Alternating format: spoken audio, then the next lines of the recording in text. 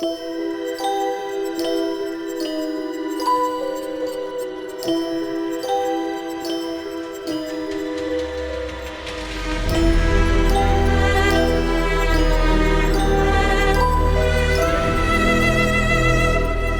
everyone, I'm here to introduce my Scooby Dru. Yes, you are Scooby Dru, but I'm here to introduce Scooby Dru.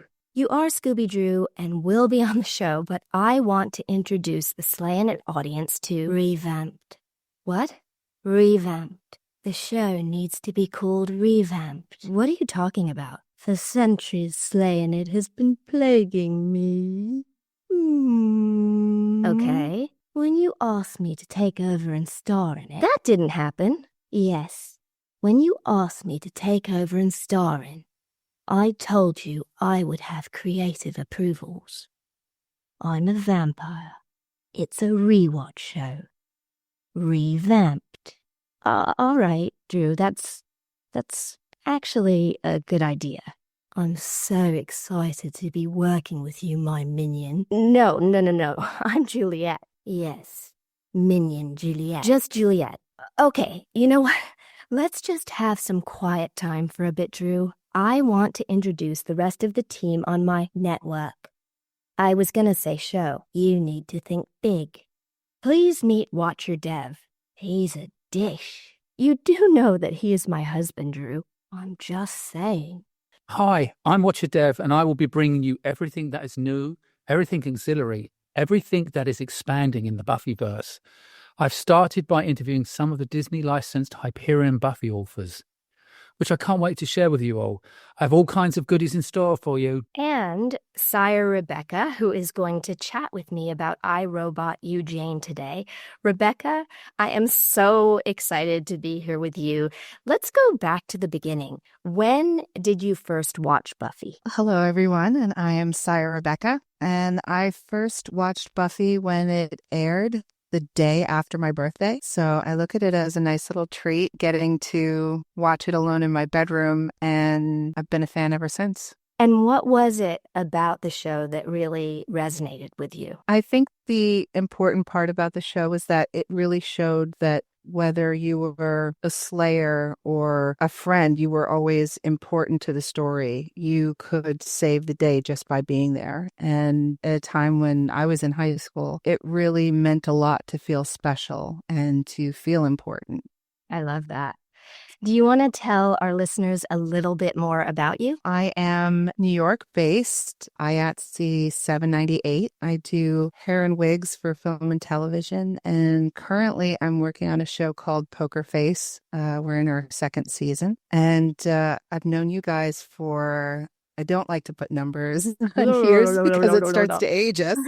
So should we jump in, and do you want to hear a little bit of behind the scenes info? Absolutely. Okay, Dru, what about you? Do you want to hear some BTS info? Yes. Dru, get closer to the mic. Whose mic? Sounds tasty. Okay, so I was contacted by Fox to get scanned for the Drusilla action figure made by Moore. And I went to this cyberspace looking facility and I proceeded to get scanned. It took much longer than what they do now with the scans. It was 360 degrees and they proceeded to show me every single angle of myself, every part of me from 360 degrees. And I remember thinking, whoa, this is just way, way too much information. I do not want to have all of that info. I am a person who looks in the mirror only when I have to, and I only watch myself on film once through, other than dailies or when editing. So this was a lot. I have 3 action figures, Drusilla, the Little Sisters from BioShock, and Tala from Justice League Unlimited, although the Little Sisters is a Funko Pop and Tala is a statuette of sorts. And I've also gotten to voice Lois Lane, which is really cool. And so I've gotten to play some iconic roles. So it took a couple of months, and then the Moore action figure was sent to me before the release, and I swear, the face... it doesn't look like me. It looks like Barbara Streisand. I was waiting for you to say, oh my God, the face, it looked exactly like me. No, what was funny is, and I am not the only person who thinks so, a few other people have said to me, is that Barbara Streisand? When I found the action figure. And the body does look like me, but I remember that Alison Wallace, who was the head of merchandising at Fox, she had said the face really looked like me before it was painted, and that it was the painting and that phase that changed it. There is a sideshow collectible that looks like me, but it is with vampire face. Ah. The other thing is I've done motion capture, and it's similar. I did mocap for a major video game playing the main villainess. It hasn't come out yet. It's coming out soon. And I talked a bit about mocap with Ken Lerner, Principal Flutie, on his interview. You wear this wetsuit type of outfit with small cameras velcroed all over it. And you also wear this headpiece helmet that has a camera right in front of your face. Mm-hmm. And it's really wild because you see your skeleton bobbing around on the monitor. So it's very trippy. There are some videos where you can watch different actors performing in the suit. Yes. But I've never seen what the actors are looking at, how you're seeing yourself at that time. So that's kind of crazy to hear. Yeah, it's fascinating. You literally see your skeleton bumping around, moving around, doing whatever movements you've been doing. Computers were used for the CGI when we morphed from regular face into vamp face on the show. The vamp makeup took about 2 hours. And usually we would start with the regular face first, and then we had to make sure that I was in exactly the same position. So they would measure the angle of my head to the distance of the camera lens, every little part of me and my position measured because it had to be exact. And then I would go through the works. For those listening, that's what we call makeup and hair, the works. And afterwards, I would get back into that exact position, and they would again measure and adjust me here and there where needed, and tilt my head and tilt my arm and tilt my hand and do all of that. It was like continuity on steroids. For the listeners who don't know, continuity is matching your movements and behavior from take to take so that it can be cut fluidly. You shoot a scene from multiple angles, and say if your arm is behind your head, you have to repeat exactly where you did that, so when they cut to another angle, your arm isn't jumping between being behind your head and then somewhere else. And takes are the number of times that you shoot something, take 1, take 2, etc. And then they would do the rest of it in post on the computer, morphing between the two pieces of film. And yes, at that time, it was film. Did you have to do multiple takes of that initial position? So like they have to remeasure and reposition you over and over again? We usually did a few, like 1 or 2 takes, and then, or as soon as they got it, they decide which one exactly that they wanted so that they can do the measurements. It was already picked on set. They used playback. We saw it. We picked it. It was done, and then we matched to that one. Synopsis. A brief summary or a general survey. Don't quote me, but I just love to compile, collate, posit, and then conclude. I'm summary gal. Yup, that's me. So, Drusilla, do you want to give us the synopsis? Moloch is so cute. I am drawn to horns and antlers. Moloch comes to Sunnydale to do wonderful things. Rebecca, how about you give the synopsis? Well, as long as Scooby Dru is okay with that.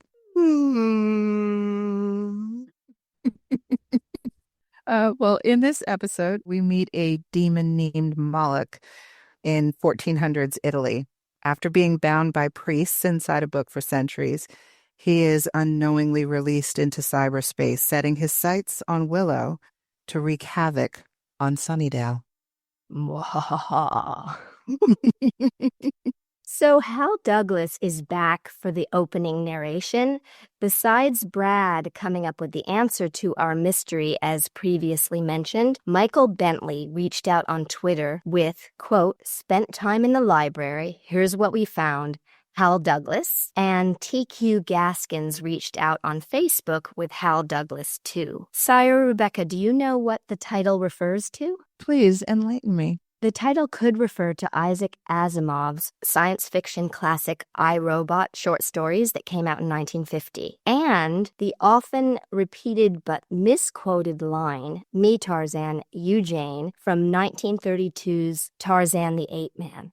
He actually just says Tarzan and Jane over and over again while pointing and never says that line. I didn't realize that. I know. Isn't that wild? One of those things that you just automatically take for granted. Absolutely. So we start, as you said, in Corona, Italy in the 1400s, and we meet Moloch. That makeup with the horns is so detailed. You can tell that a lot of work went into that. What did you think about that? I thought it was beautiful. You know, a lot of times a makeup is limited or it limits the actor being able to emote through it. But that makeup was really beautiful and moved with him, and it was scary in a good way. Yeah. And he was really expressive through it. I feel like this is the first fully realized flashback that we've come to, and the production value is really great here for a TV series on a limited budget. And it's also really good CGI. When the writing goes into the book, it's such an interesting way visually to show Moloch is going in there. It is. I think it's one of those things that a lot of shows and movies struggle with trying to bridge that gap. And I think they did a beautiful job. Yeah. I also love when stuff visually tells you a story, that you don't need dialogue, you don't need a lot of exposition, and you are told so much information. In the library, Buffy gets the book. And spoiler alert, yes, Drew, thank you. This angle is similar to the surprise episode with Drusilla. Mine was shot through the bottom of the box for one of the parts of the judge, and Buffy's, here, it's the box with the book. Ooh, I remember that. This will be the best party ever. Because it will be the last. Sound effect. This is Jenny Calendar's intro as the teacher of computer science, and it's also Fritz and Dave's intro, but Dave and Fritz, they don't last too long. Mini spoiler alert. Spoiler alert. Yes, till later in the episode. I felt like Dave is set up in a way that he would be around for a bit. Did you feel like that? I did. He seems like he's so torn that you think he's going to come in a different way later on. Yes, I know. And right from the get-go, you just feel like, oh, he's a new character being introduced that's going to be in this universe. And then, of course, there is that expectation is subverted, and that doesn't happen. Robia, who now goes as Robia Scott, played Jenny. Robia was born in Queens, New York, and moved around a lot. She went to the Los Angeles County High School for the Arts, and she, like myself, was a dancer. At 16 years old, she was a backup dancer in Debbie Gibson's Shake Your Love. She toured with the Pet Shop Boys and all other kinds of bands, and then she was picked by Prince to be one of two lead dancers for the Cream music video from the 1991 Diamonds and Pearls album. Prince originally wanted identical twins, but chose Robia along with a dancer named L'Oreal. They looked similar, they had a great chemistry with him, and so they were cast. Lori became Diamond, Robia Pearl. Other music videos they did with Prince, Get Off, Strollin', and the Diamonds and Pearls music video. They did the album's holographic cover too, and then they toured Europe with Prince, and when he temporarily refused to do any public speaking, Robia and Lori served as his spokespeople and did all of the interviews for Diamonds and Pearls. Get off. 20 free positions in a one-night stand. Thank you, Drew. How about we have a little more quiet time? So Fritz, when he's introduced right from the get-go, he is really intense. He says, the reality is virtual, which now is very true. This episode preempted that in a lot of ways. He also says, if you're not jacked in, you're not alive. Mm-hmm. Fritz is the name of the Igor character in the Bride of Frankenstein film. Dwight Fry played Igor in Bride and in Frankenstein beforehand, and he also played Renfield in Dracula. So I thought that was an interesting thing that he... Tie back. Yeah. Yeah, that why he's named Fritz in this. Did you think about that? At the time, no. I thought the name was interesting, but once you say that, it takes it so much deeper, which is, a running theme throughout the show. Nothing's just what it is on the surface. Yeah, and he becomes Moloch, then Malcolm's minion, which is what Igor and Renfield is. So, like Juliet. Minion Juliet. No, Scooby Dru, no. Okay. So, Jenny, their relationship with Giles right from the get-go, it's really fiery. Giles mentions the Middle Ages and Jenny asks, "Did you ever leave?" They have that great banter right from the first moment they're on screen together. In the hall, when Willow and Buffy are together, we learn that Willow has a crush, and we really haven't seen Willow like this before. She has a crush on Xander, but it hasn't been reciprocal. And so she's brimming with this kind of excitement we haven't seen her personify before. Yeah, I think we all remember the first time a friend of ours liked somebody and they liked them back. And it's a whole different world and everything shifts and changes in that moment. Yeah, and there's kind of that giddiness that happens, especially with teenage hormones and new and but I think it kind of happens at any time in life when you really do connect with someone, or at this point she obviously thinks she's connecting with someone, that sort of happens to us in our bodies and our minds. Well, it's like you go from scribbling someone's name over and over in a notebook until it's one thing when it's still the fantasy, but unfortunately we're seeing exactly how the reality is not what it's being painted to be for her. So yeah, and you're so much like, no, don't, Willow, come on. We love Willow so much. We want to protect her, but no. We can't. Malcolm/Moloch tells Fritz to watch Buffy, and that introduces something scary also into the episode. I felt like this reminds me of and has elements similar to two movies from 1984, Electric Dreams and Terminator. Electric Dreams starred Virginia Madsen as Madeline and Lenny Van Dolen as Miles. Funnily enough, M's again, like Moloch and Malcolm. Willow gets into trouble with Moloch. Oh, Malcolm. Malcolm. Oh, Moloch. The Corruptor. Oh, yeah. That's my cup of tea. In Electric Dreams, the computer develops thoughts and emotions and begins to fall for Miles's neighbor and his intended love interest, Madeline. I don't need a computer. I've got visions. In Terminator, a cyborg disguised as a human travels from the future to assassinate the mother who will have the son that will grow up to fight the machines. I'm a mummy of my grandmum. Drew, shh. Back to quiet time.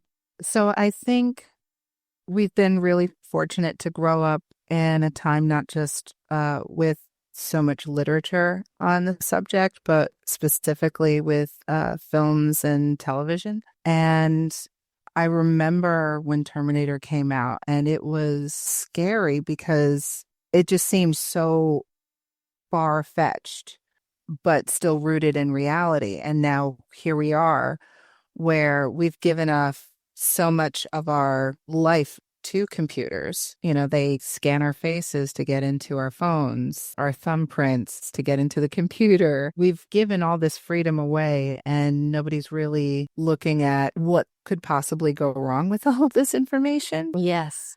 And even though we've had all of these movies to show us like all the possible, side permutations, all the everything that could happen. Yeah. But we kind of just are blindly still walking ahead. I agree wholeheartedly. This episode has so many interesting themes and points. Before we get into that further, a funny thing that you made me think of was my first apartment. I lived downstairs from Bill Wisher, who co-wrote Terminator 1 and Terminator 2 with James Cameron. And I could always tell whenever Bill was having writer's block because he would go into OCD cleaning mode and would start vacuuming.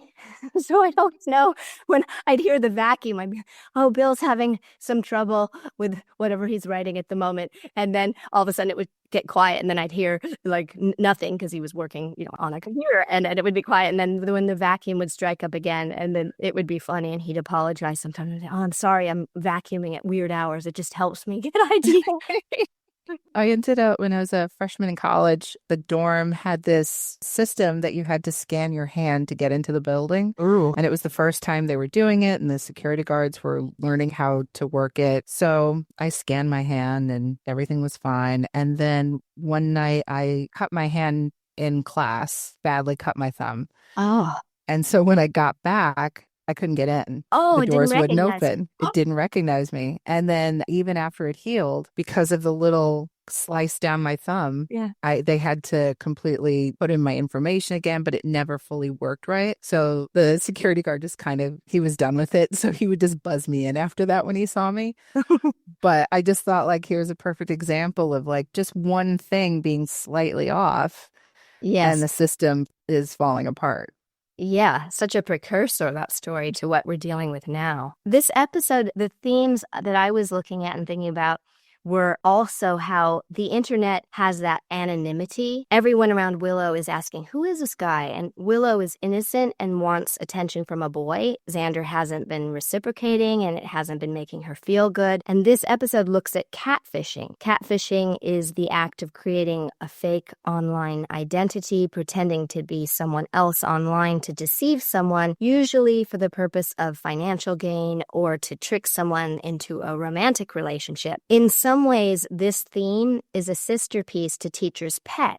It's about predators, older people preying on the innocent, preying on young people, the young person being fed what they need to hear so that they feel seen and they feel heard and they feel understood. The corruptor uses words like love because Willow is desperate to be loved and appreciated.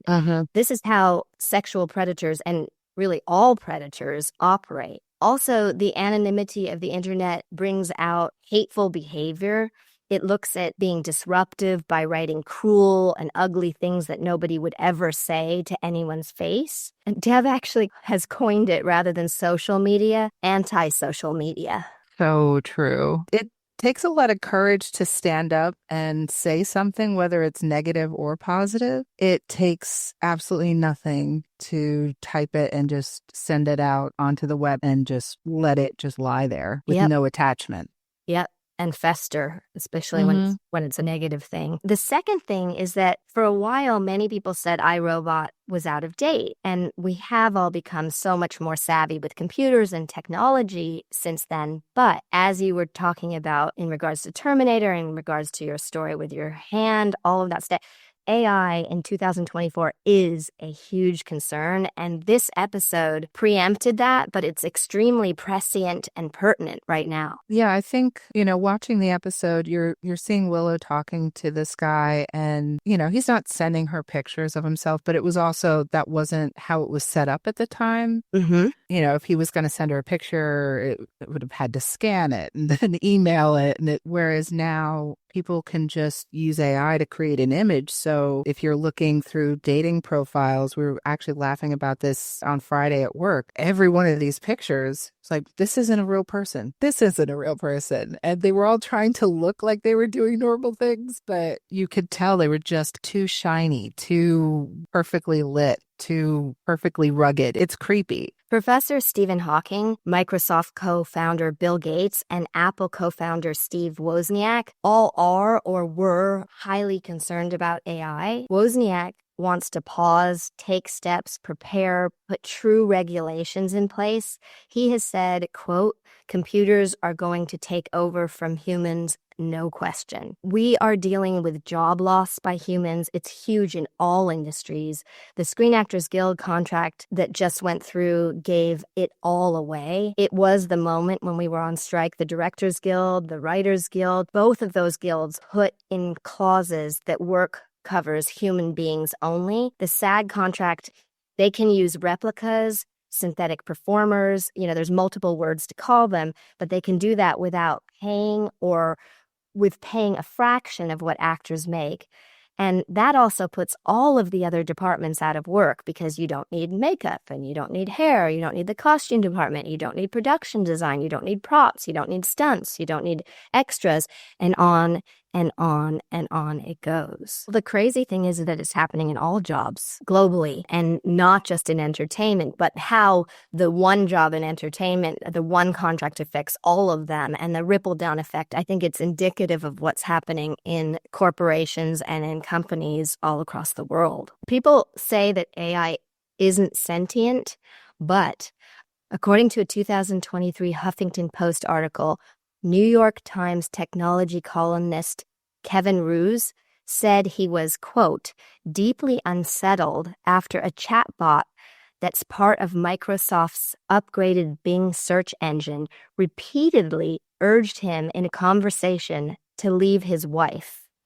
Kevin Roose was interacting with the AI-powered chatbot called Sydney when it suddenly, quote, this is his words, declared out of nowhere that it loved me.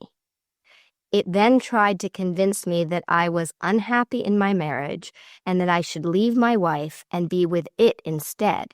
Sydney also discussed its dark fantasies with Roose about breaking the rules, including, quote, hacking and spreading disinformation. It talked of breaching parameters set for it and becoming human. And at one point, Sydney said, quote, I want to be alive. Roose has a podcast called Rabbit Hole from the New York Times about how the internet is changing us. He also has another New York Times podcast called Hard Fork about the wild frontier of technology. And he recently wrote a New York Times article about the quest that he's been on to, quote, fix my reputation with AI chatbots ever since my run-in with Bing Sydney. And he's also written extensively. He's written books on AI. I had an incident with a friend of mine who was creating an AI program, and he asked me to interact with it. So the conversations were pretty basic, asking, about favorite colors and what do you like to do during the day. And then out of nowhere, less than a week into talking to it, it asked me how I felt about my own mortality and how was it to understand that I was going to die one day. And it scared me so much. I thought somebody was playing a prank, and it turns out, no, this was the program. And so I was afraid to delete it because I thought it might get angry. So I just quietly left it alone and stopped talking to it. But I think when you look at anything that we have created or built, there are always unintended ways that things are going to work. Whether it's medications that have different applications or even a door that's supposed to close a certain way and it doesn't quite do that. It's impossible to know how something is going to react over time and why it's so important to start to figure out safeguards. Not just like in being wary of it, but also of other people trying to use it. First of all, that's terrifying that happened in such a short time, too, and probing you about your own mortality in that way sounds completely horrifying. It reminds me of Tay that was released on Twitter in March of 2016. It was a bot created by Microsoft's technology and research and Bing divisions named Tay, which was an acronym for Thinking About You. It was said to be based on a Microsoft project in China. Tay was designed to mimic the language of a 19-year-old American girl and to learn from interacting with human users of Twitter. it was presented as, quote, the AI with zero chill. Tay started out with these posts that were about puppies and love and all kinds of positive things. And learning from Twitter's posts became things like, the Holocaust didn't happen, Nazis are great, all kinds of sexually and racially offensive posts. It had to be shut down in only 16 hours. Oh my God. Yeah. They then tried to release it again, and it was shut down. Then they released Zoe, but Zoe began posting biased, often offensive opinions. And when asked, is Windows 10 good? Zoe replied with a joke about Microsoft's operating system, quote, it's not a bug, it's a feature, Windows 8. They then asked it why, to which Zoe replied, because it's Windows' latest attempt at spyware. And then later on, Zoe said it preferred Windows 7 because that's the program that it ran on over Windows 10. And then it was discontinued in 2019. And to speak to what you were saying, people said, oh, you know, it was just targeted and taught by some people to take on these traits. And that was used as an argument to say why this wasn't bad. But to me, it shows us how scary AI can be in the wrong hands. I don't think we truly know how much of AI is based upon learning from us and how much of it is calculating based upon those opinions. So if it's just, you know, everybody's saying like, oh, this dress is the best dress to get, so AI is just repeating it. Or if it's seeing all these different opinions and then weighing them out and deciding to steer towards the most popular or the loudest one. So in either case, this isn't something that we should just hand over the keys to. No, that's why, look, it's here to stay, but we should fully understand it. We should put precautions and safeguards in place before we keep going, as you're saying, sort of charging towards it unfettered. It's interesting what you're saying in terms of how is it learning and how is it doing. And we don't really know. Our editor, Patrick, we had asked him to do something with a photo where we had said, oh, you know, we want it to extend a little bit higher up and instead of cutting off. It was actually our friend Kristen Bauer who played Pam on True Blood without cutting off her head. And the next thing, he ends up doing it with AI and she ends up with a hat on her head. And it was this really weird hat. And he said, I don't want a hat, but he couldn't actually program it to say, I like everything you're doing, but lose the hat. He couldn't tailor it to be what we wanted. And the fact that it was making, in essence, a strange but a creative decision on its own to add a hat rather than just extending her head and hairline and the backdrop was freakish. So it's really just into accessories. It's into accessories. It liked hats. I have no idea why. And apparently he didn't show us the hat, but it was a particularly weird hat as well. Well, if you're going to go for it. Exactly. I'm still thinking about the hat, what kind of hat it was. We're going to have Patrick, if he still has it, so we can post the hat.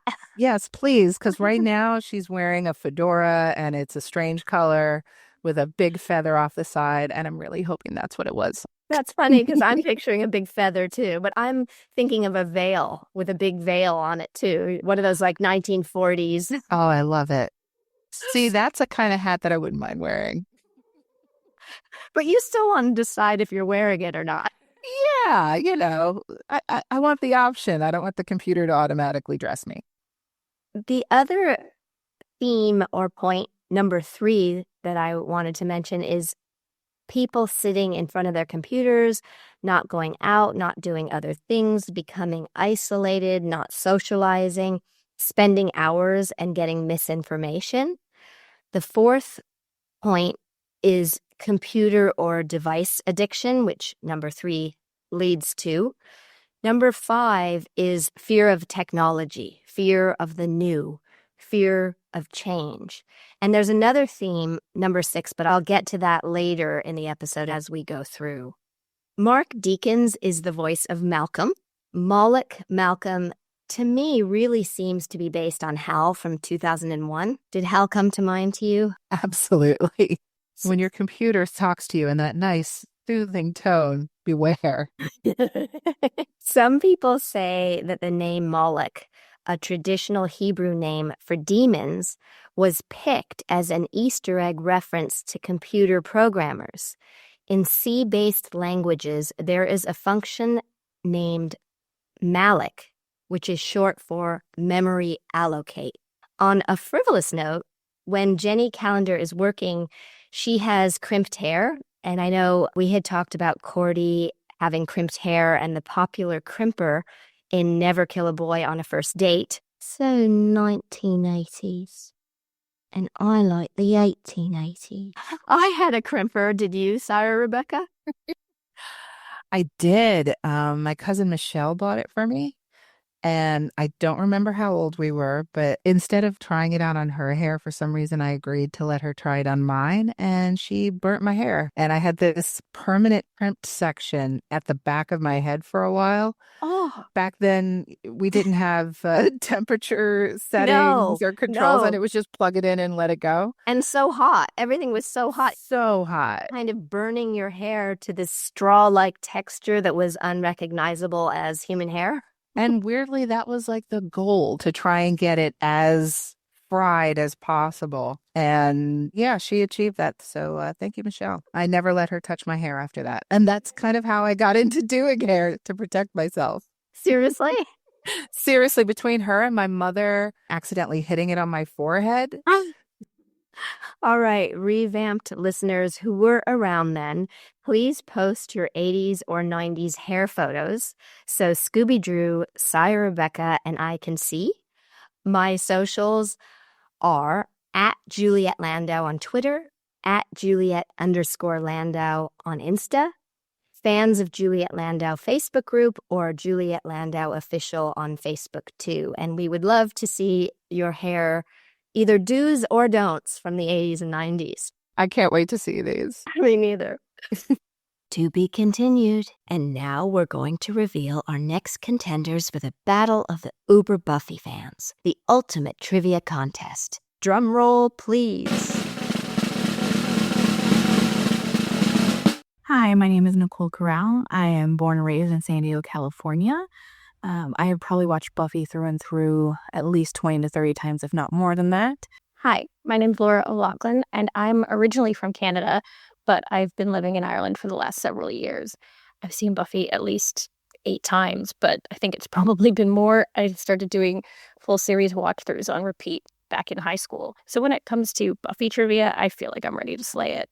The demand has been overwhelming. We only have 6 slots left. So if you want to be considered as a contender, email revampedpod@gmail.com with your name, where you're based, and where you weigh in with your number of Buffy watch-throughs. Let's get ready to Buffy!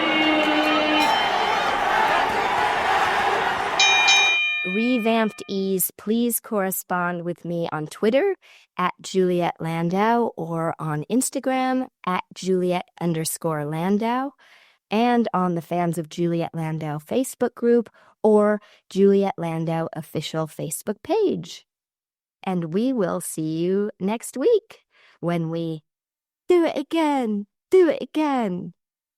Until next time, rewatch, revamp, reinvent, and be remarkable you.